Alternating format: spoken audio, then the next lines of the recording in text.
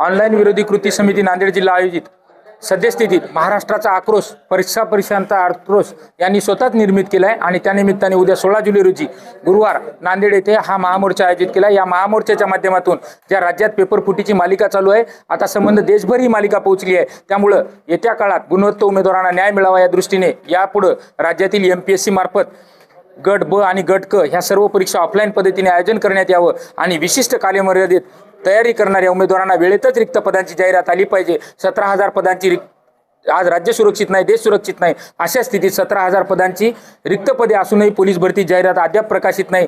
हजारो शाळा बंद पडत आहेत। एकीकडे शिक्षकांची पदे अजूनही कोरोना कालावधी जाऊन सरकार जागं झालं नाही। 80% वित्त विभागाच्या मान्यतेवरून 100% वित्त विभागाची मान्यता करण्यात आली नाही। एकंदरीत या देशाच्या संशोधकांचे श्रेय चंद्रयान मोहिमेच्या माध्यमातून केंद्र सरकारपासून राज्य सरकारपर्यंत बिंबीच्या डेटापासून घेतले, पण त्याच धर्तीवर आज सारथी बार्टी, TRTI, महाज्योती, अमृत या स्वायत्त संस्थांचं विद्यावेतन थांबून ठेवले आणि ते विद्यावेतन प्रलंबित असलेले तात्काळ अदा करण्यात यावं। नवीन वर्षातील जाहिराती तात्काळ प्रकाशित करण्यात याव्या। स्टेनोची जी पदं ज्या संस्थांना खैरात वाटावी तशी शेकडो संस्थांना मान्यता दिली। हजारो उमेदवार कारखान्यातून उत्पादनासारखे बाहेर पडावे, तसे हजारो उमेदवारांना बेरोजगारीची नाही तर आत्महत्या करण्याची वेळ आली आहे। त्या उमेदवारांचं जे पद मृत घोषित करण्यात आलं आहे त्या पदांना पुनर्जीवित करून तात्काळ स्टेनोच्या उमेदवारांना न्याय देण्यात यावा। आणि यासोबतच आम्ही शेवटची मागणी केली आहे, राज्यामध्ये सर्व विभागात 2.25 लाख पदे रिक्त आहेत। त्याचा फटका सर्वसामान्य जनतेला बसतोय आणि उमेदवारांची वयोमर्यादेच्या उंबरठ्यावर येऊन ओलांडून जाते। कित्येक उमेदवारांनी मृत्यूला जवळ केले।